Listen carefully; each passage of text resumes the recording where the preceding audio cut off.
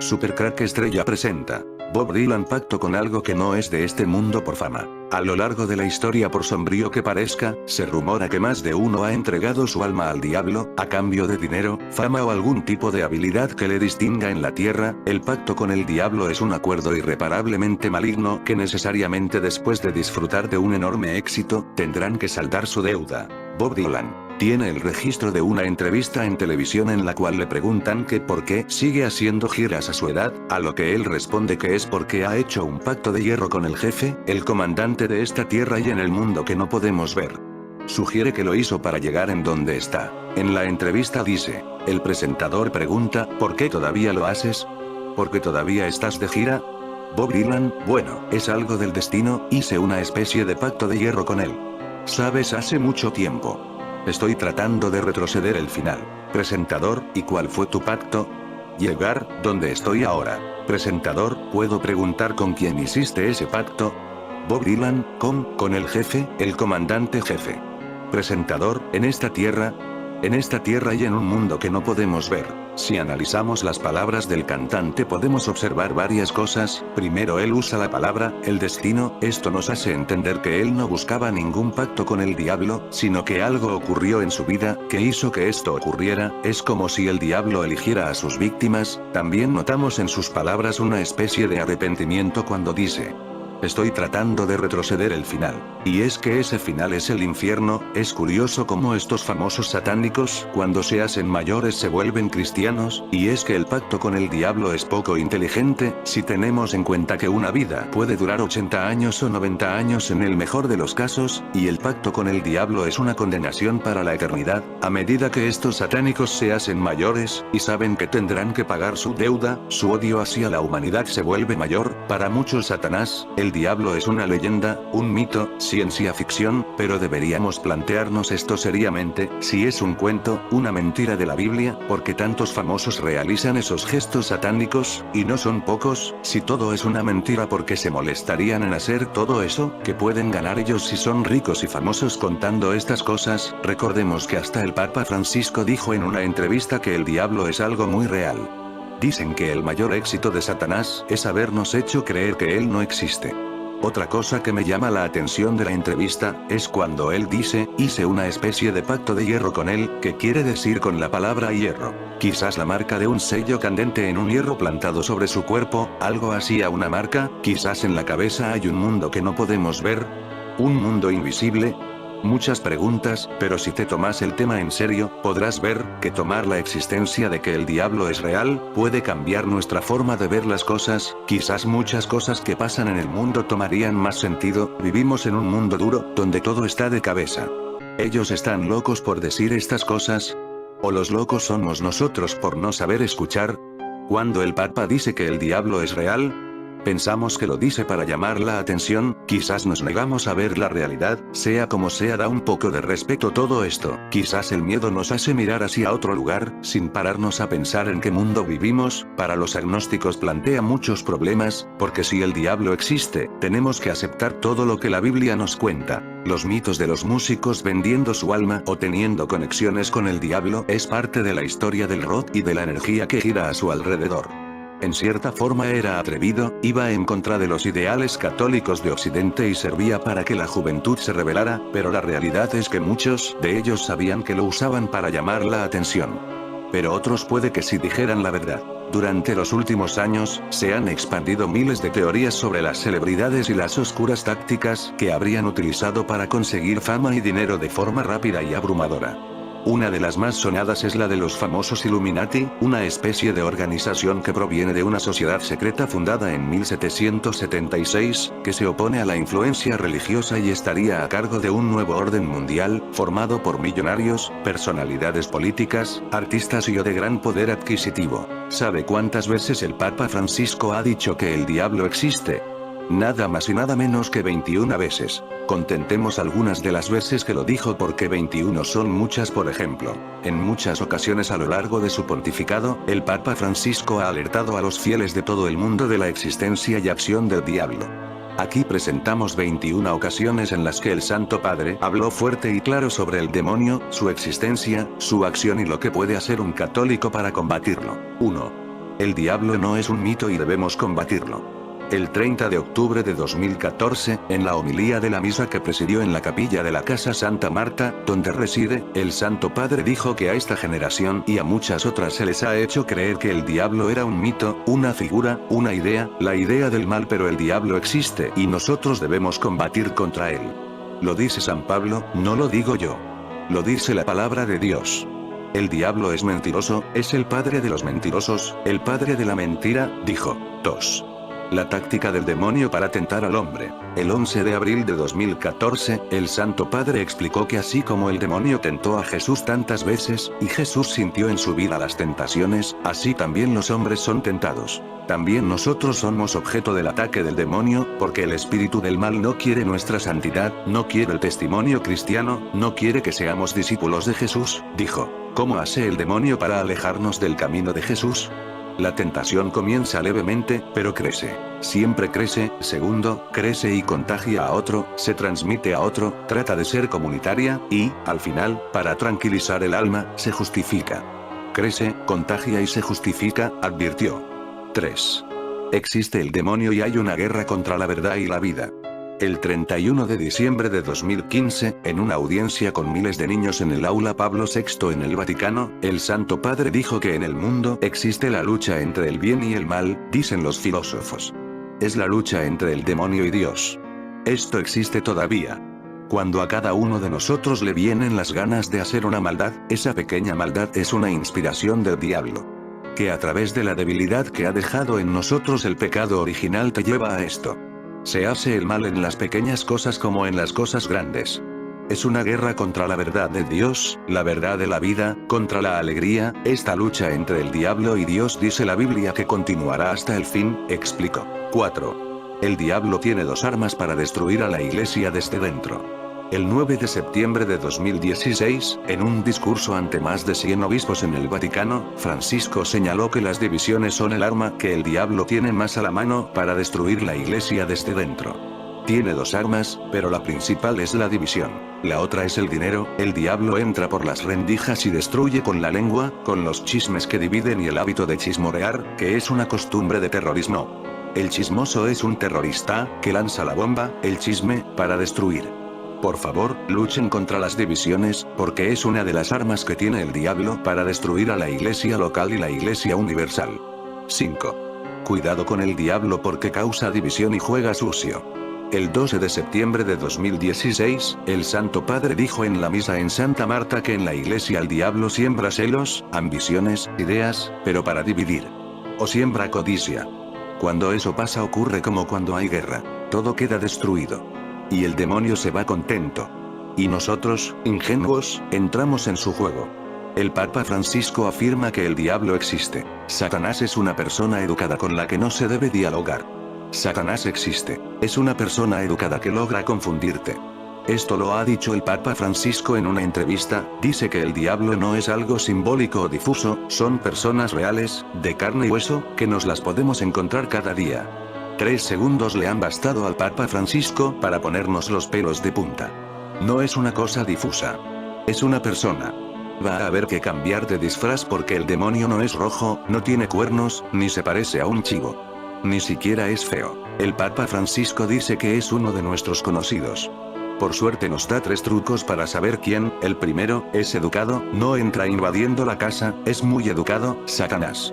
Esto recuerda a los vampiros que tienen que ser invitados para que pueda entrar en una casa. De entre esos candidatos educados a demonio, hay que fijarse en el que más habla, porque según el Papa, Satanás es un encantador charlatán.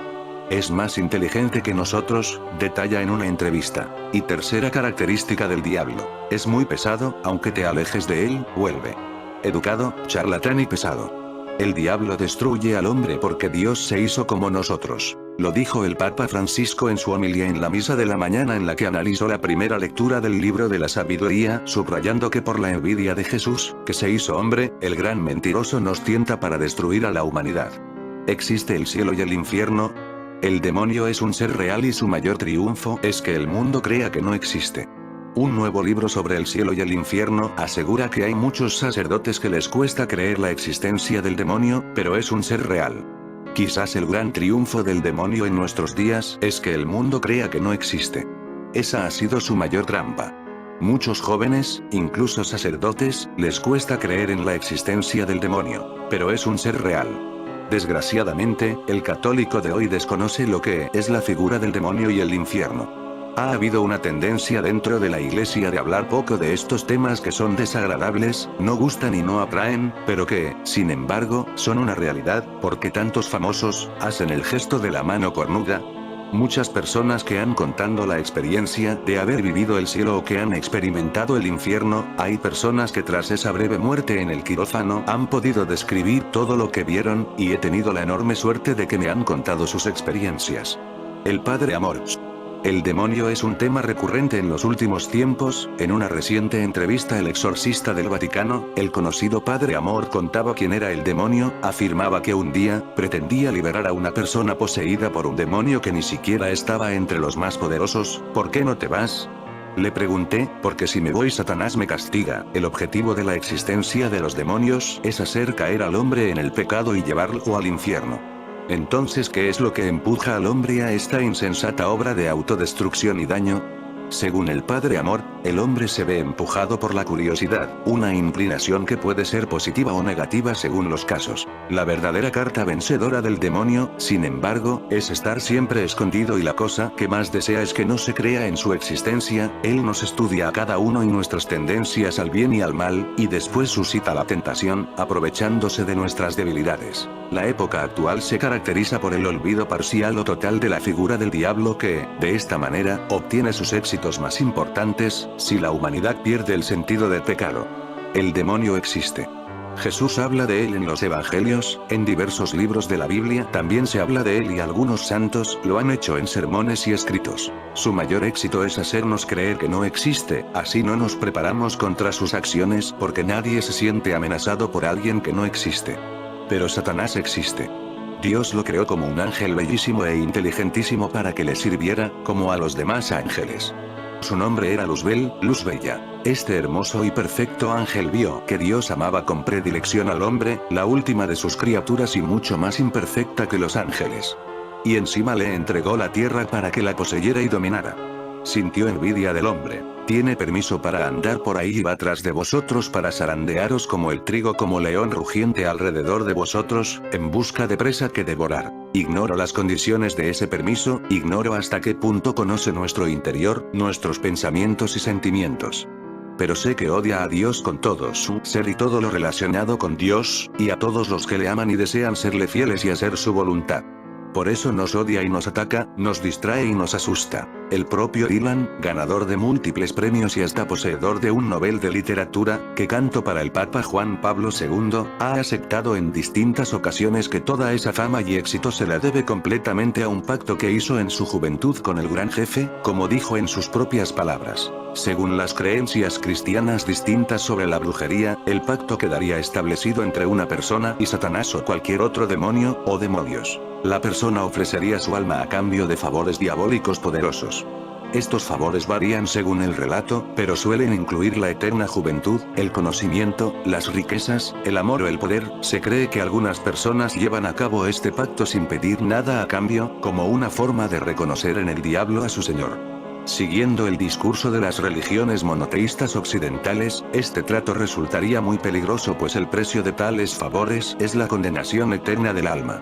Se trataría, por tanto, de cuentos moralizantes donde el condenado siempre saldría perdiendo. Por otra parte, algunos de estos relatos presentan giros cómicos donde un campesino humilde termina engañando al diablo, casi siempre con base en la letra pequeña del pacto. Entre los más crédulos, cualquier logro aparentemente sobrehumano se atribuía a un pacto con el demonio. Desde los numerosos puentes del diablo europeos a la técnica extraordinaria del violinista Niccolò Paganini. El pacto con el diablo ha sido también un argumento recurrente en las persecuciones inquisitoriales o los libelos de sangre, y probablemente hunde sus raíces en la memoria de los sacrificios humanos en la Europa antigua.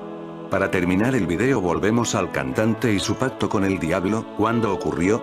Dice que era muy joven, pero no sabemos la edad. Joven puede ser de niño, de adolescente.